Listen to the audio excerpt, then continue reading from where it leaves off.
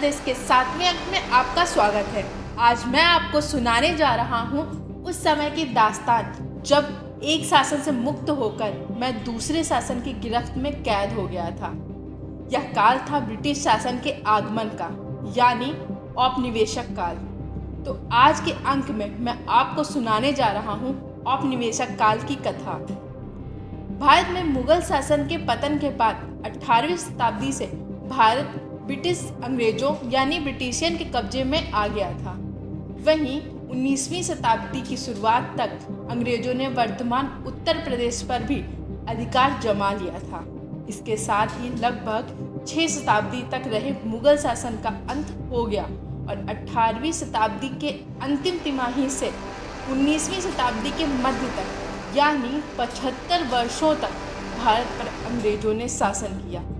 भारतीय उपमहाद्वीप के उत्तरी हिस्से में नवाब, ग्वालियर के सिंधिया और नेपाल के गोरखा को पहले ब्रिटिश प्रांत के अंदर रखा गया था, जिसके बाद इसे बंगाल प्रेसिडेंट कहा जाने लगा।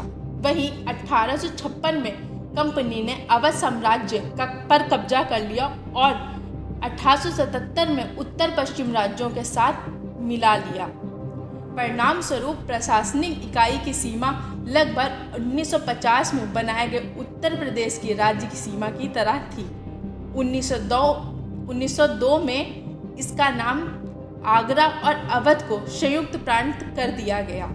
वहीं 1857 से 1859 तक ईस्ट इंडिया कंपनी के खिलाफ हुए विद्रोह मुख्य रूप से पश्चिमोत्तर राज्य तक ही सीमित थे, लेकिन 10 मई 1857 ईस्वी को सैनिकों द्वारा मेरठ में भड़काया गया विद्रोह कुछ ही महीनों में 25 से ज़्यादा शहरों में फैल गया और 1856 ईस्वी में विद्रोह के दमन के बाद ईस्ट इंडिया कंपनी ने ब्रिटिश ताज को पश्चिमोत्तर और ब्रिटिश भारत का समापन सौंप दिया। 1858 ईस्वी में विद्रोह के दमन के बाद ईस्ट इंडिया कंपनी ने ब्रिटिश ताज को पश्चिमोत्तर और ब्रिटिश भारत का शासन सौंप दिया। 1880 के उत्तरार्ध में भारतीय राष्ट्रवाद के उदय के साथ संयुक्त प्रांत स्वतंत्रता आंदोलन में अग्रणी रहा।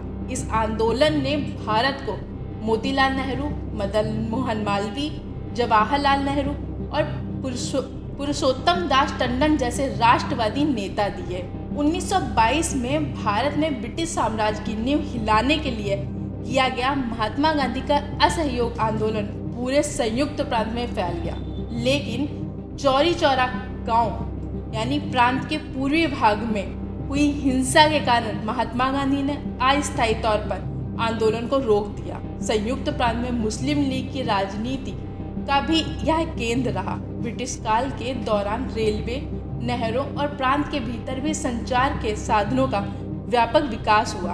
अंग्रेजों ने यहाँ आधुनिक शिक्षा को बढ़ावा देने का प्रयास किया, जिसके चलते लखनऊ विश्वविद्यालय 1921 में स्थापित किया गया था।